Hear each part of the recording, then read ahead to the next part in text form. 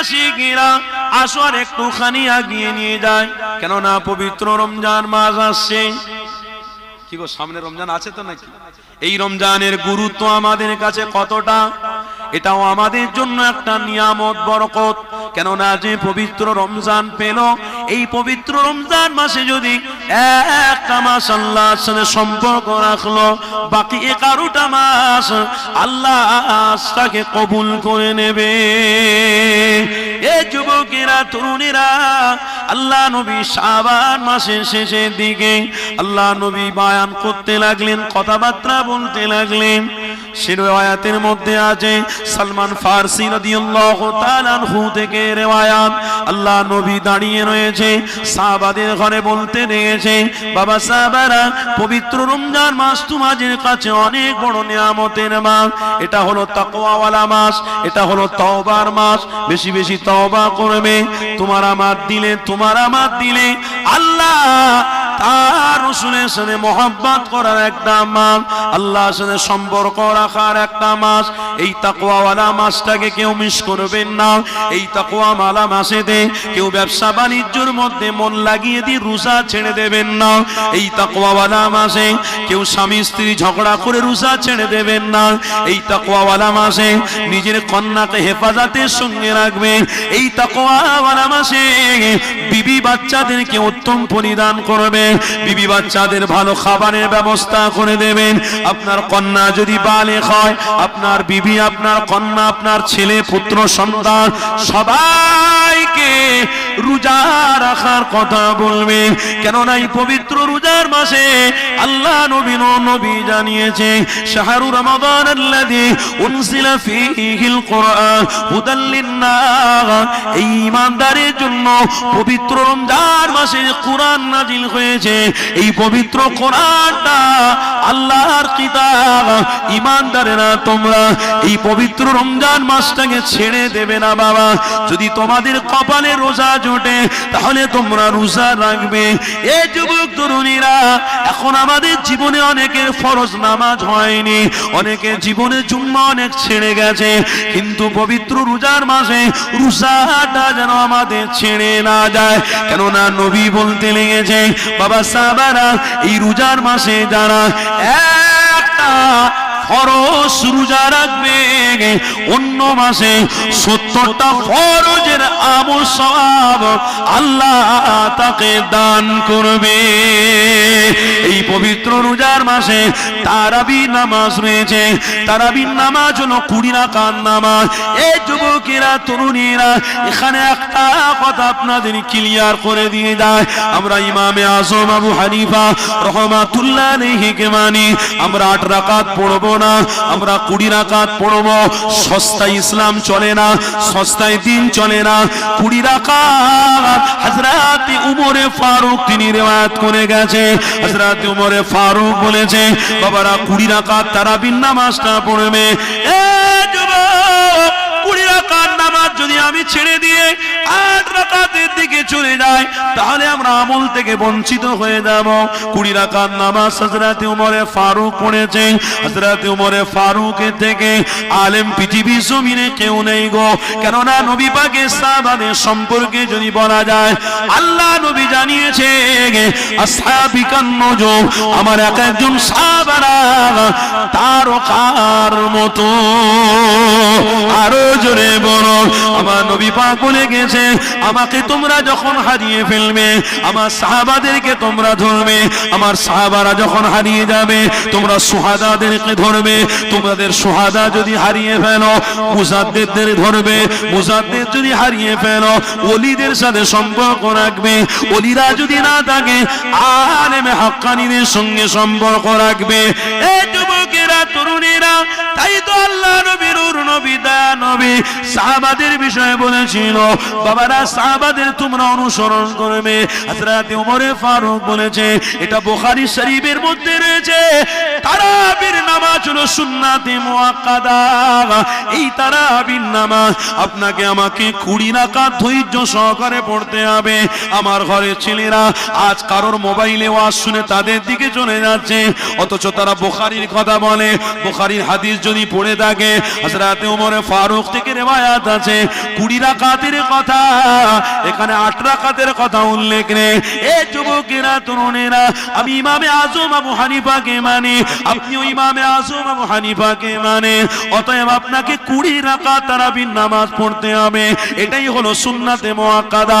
কিন্তু যে কথা বলছিলাম, নবী আমার বলতে লেগেছে, বাবা এই পবিত্র রমজান মাসেতে যে ব্যক্তি একটা নফল ইবাদত করবে, নফল আমল করবে, অন্য মাসে ফরজ আমলের সওয়াব আল্লাহ তাকে দান করবে। সেই রমজান মাস, এই পবিত্র রমজান মাসকে আমরা কোনোদিন ছেড়ে দেব না। এই পবিত্র রমজান মাসে কাজের বাহানা দিয়ে আমরা চুপ করে থাকবো না। এই পবিত্র রোজার মাসে আমরা কোন রকম বাহানা চাই না। আমাদের কাছে সংরক্ষণ যারা পয়সা কড়ি রয়েছে তাই নিয়ে ইফতারি করব, সেহরি করব, বিবি বাচ্চাদেরকে নিয়ে রোজা রাখবো।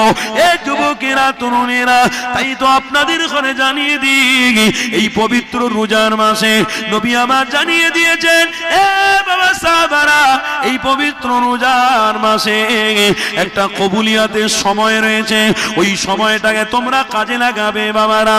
আল্লাহ নবী সাহাবাদের বললেন, কবুলিয়াতের সময় হলো হালাল পয়সা দিয়ে সারাদিন রোজা রেখে হালাল পয়সা দিয়ে মার্কেট থেকে তোমরা ফল ইত্যাদি কিনে এনে তারা ইফতারির সামানটাকে তৈরি করে নিয়ে তোমরা সামনে বসে থাকো, তোমার বিবিকে নিয়ে বসো, তোমার বাচ্চাকে নিয়ে বসো, তুমি নিজে বসে বসে সুবহান রাব্বিয়াল আলা আল্লাহর প্রশংসা আদায় করো। আল্লাহুম্মা ইয়া ওয়াসিয়াল ফাজলি ইগফিরলি, আল্লাহুম্মা ইয়া ওয়াসিয়াল ফাজলি ইগফিরলি, এই দোয়াটা তোমরা পড়ো। তোমাদের সন্তান, তোমার বিবি, তোমার কন্যাকে নিয়ে ইফতারি হওয়ার আগে সবাই মিলে তোমরা হাত তুলে দোয়া যাও, তুমি আল্লাহর কাছে দোয়া যাও, ও রব্বি আল্লাহ, আমার ব্যবসাটা অনেক খাটি যাচ্ছে, আল্লাহ আপনি ব্যবসাতে উন্নতি দেন। আল্লাহ আমার সন্তান বিপদে চলে যাচ্ছে, খারাপ রাস্তায় চলে যাচ্ছে, আল্লাহ আমার সন্তানকে আপনি ভালো রাস্তায় নিয়ে আসেন। আল্লাহ আমার সন্তান খারাপ পথ ধরেছে, আল্লাহ তাকে মুক্ত করে হেদায়েত দেন। এই যুবক তরুণীরা, এই কাজগুলো আপনারা করবেন, এগুলো আমাদের জন্য ইসলামিক নৈতিক দায়িত্ব, এই কাজগুলো প্রাধান্য দিতে হবে। যদি আমাদের জীবনে এগুলো না থাকে তাহলে জাহান্নাম আমাদের জন্য অনিবার্য, কেউ জান্নাতে নিয়ে যেতে পারবে না।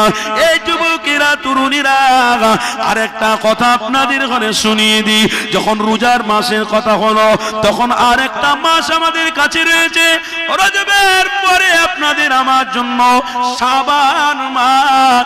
এই শাবান মাসের 15 তারিখ, এই শাবান মাসে আল্লাহ একটা নিয়ামতি মাস রেখেছে, ওটা হলো শবে বেরাত। এই শবে বেরাত হলো লাইলাতুন নিসফু মিন শাবান।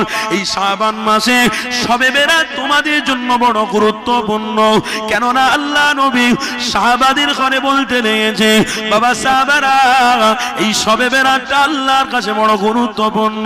ইয়া রাসূলুল্লাহ, হাবিবাল্লাহ, হুজুর কেমন গুরুত্বপূর্ণ আপনি বলে দেন। আল্লাহ নবী বলতে লেগেছে, এ বাবা সাহাবারা, এই শবে বেরাত 1 বছরে তোমরা যা গুনাহ করেছো, অন্যায় করেছো, এই 1 বছরে কারা বেঁচে থাকবে, কারা মরে যাবে, সব হিসাব আল্লাহর কাছে ফেরেশতারা পেশ করে। 1 বছরের সব কিছু হিসাব আল্লাহর কাছে পেশ করা হয়। ওই দিনে আল্লাহ তকদির লিখে দেয়, কোন দিন ও বান্দা মরে যাবে, কোন দিন ও বান্দা বেঁচে থাকবে, কোথায় থেকে রিজিকের ব্যবস্থা হবে, আল্লাহ তাদের সব কিছুই শবে বেরাতে তিনি লিপিবদ্ধ করে। এই যুবকেরা, তরুণীরা, গল্প বলছি না গো, তিরমিজি শরীফের হাদিস রয়েছে, তিরমিজি শরীফের হাদিসের কথা বলি। এই লাইলাতুন নিসফু মিন শাবানে 15 তারিখটা আমার আপনার জন্য বড় গুরুত্বপূর্ণ। কেমন গুরুত্বপূর্ণ? নবী আমার রাত্রে উঠে মসজিদে নববী থেকে বেরিয়ে গিয়ে জান্নাতুল বাকিতে চলে গেছে। আম্মা জান আয়েশা দেখতে পায় না, আম্মা জান আয়েশা এদিক ওদিক ঘুরে ফিরে দেখছে, আল্লাহ নবী, নবী, দয়া নবী নাই, কি ব্যাপার, আমার রাসূলুল্লাহ কোথায় চলে গেছে? আম্মা আয়েশা খুঁজতে খুঁজতে খুঁজতে দূর থেকে দেখতে পেয়েছে জান্নাতুল বাকিতে আমার নবী পাক কবরের সামনে দাঁড়িয়ে দাঁড়িয়ে জিয়ারত করতে লেগেছে। এই জিয়ারত আপনারা করবেন এই লাইলাতুল বরাতে, আপনারা সবাই ঐক্যবদ্ধ হয়ে প্রত্যেকটা কবর জিয়ারত করবেন। এই যুবক তরুণীরা আল্লাহ নবীর নবী দা নবী আমার জিয়ারত করতেই রয়েছে। আম্মা জান আয়েশা পিছন দিকে দেখে নিয়ে আস্তে আস্তে করে আম্মা জান আয়েশা হুজরার মধ্যে চলে আসলেন। আমার নবী পাক আস্তে আস্তে করে হুজরার মধ্যে যখন ঢুকলেন বিবিকে সালাম দিলেন। সালাম দিয়ে আম্মাকে জিজ্ঞাসা করতে লেগেছে, এ বিবি রে, আমি এখন কবর জিয়ারত করছি না, তুমি আমার পিছনে কি করতে গিয়েছিলে? আমার নবী বুঝতে পেরে গেছে, আম্মাকে জিজ্ঞাসা করতে লেগেছে, বিবি তুমি আমার পিছনে কেন গিয়েছিলে? কি ব্যাপার, কিসের জন্য বলো? আম্মা আয়েশা বলেছিলেন, ইয়া রাসূলুল্লাহ হাবিবাল্লাহ, আমি এই জন্য গিয়েছিলাম জানি আমার রাসূল কোথায় চলে গেছে, আমার রাসূল বুঝি হারিয়ে গেছে, আমার রাসূল বুঝি দুশমনের খাড়ায় পাল্লায় পড়ে গেছে। এই যুবক শুনে রেখে দাও, আল্লাহ নবী দয়া নবী আমার আম্মা আয়েশাকে বলতে লেগেছে, ওরে বিবি আয়েশা, আজকের কোন রজনী তুমি জানো?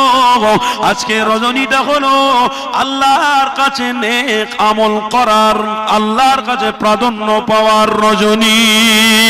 আরো জোরে বলো, এ যুবকেরা তরুণীরা, আল্লাহ নবী নূর নবী দয়া নবী আমার বিবি আয়েশাকে বলতে লেগেছে, এ বিবি আয়েশা, এই লাইলাতুন নিসফু মিন শাবানের 15 তারিখটা আল্লাহর কাছে বড় গুরুত্বপূর্ণ। কেননা বিবি রে, আমি এই জন্য কবর জিয়ারত করতে গেছি, এই জন্য আমি রোজা রেখেছি, কেননা আল্লাহর কাছে প্রত্যেকটা বান্দার আমলগুলো পেশ করা হবে, আমার আল্লাহ লিপিবদ্ধ করে দেবে, কে কতদিন বাজবে, কে কোথায় থেকে রিজিক পাবে। তাই বিবি রে, আমি আল্লাহর কাছে চাই, ফরিয়াদ করে নামাজ পড়ে রোজা রাখি, কেননা আমার আমল আল্লাহর কাছে যেন 1 বছরে ভালো রাস্তায় যেন থাকে। আরো জোরে বলুন, আমার রাসূল চাইছে এটা যে আমার আমলটা আল্লাহর কাছে পৌঁছাক ভালো কাজ দিয়ে। জোরে বলুন, কেন? 1 বছরের আমল লিপিবদ্ধ হবে। আমি চাই আমার প্রত্যেকটা উম্মত যেন আমল করতে থাকুক, আর ওই সময় আল্লাহর কাছে আমলটা গিয়ে পৌঁছাবে, আমার আল্লাহ খুশি হয়ে তাদেরকে মাফ করে দেবে। এটা আমার রাসূলের পন্থা, এটা আমার রাসূলের দেখানো রাস্তা। কিন্তু আজও কেউ কেউ শবে বরাতকে নিয়ে অনেক উল্টো পাল্টা কথা বলে। শবে বরাতে কেন দোয়া চাইবো? শবে বরাতে কেন মসজিদে হাজির হব? অন্য সময় হাজির হয় না, শবে বরাতে হাজির হয়। এ নিয়ে আপনারা ছেলেদেরকে কটূক্তি করবেন না। এ নিয়ে অনেক মানুষ কটূক্তি করে, 5 ওয়াক্ত নামাজি ব্যক্তি কটূক্তি করেন। আল্লাহর জন্য বলে যাচ্ছি, কটূক্তি করবেন না। কেন? আপনার ওই ঘর, আপনার ছেলেটা যে কোনো দিন নামাজ পড়তে আসেনে, তার দিলে ওই শবে বরাতের রাতের আমলটা ইচ্ছা জেগেছে, করার মতো মন মানসিকতা এসেছে, আপনি তাকে ঘাবড়ে দিলে, আপনি তাকে বড় ছোট কথা বললে ও চলে যাবে। আর ও যখন চলে যাবে তখন আর কিন্তু আপনি তাকে ধরে রাখতে পারবেন না। তাকবীর দেন, নারে তাকবীর, নারে তাকবীর।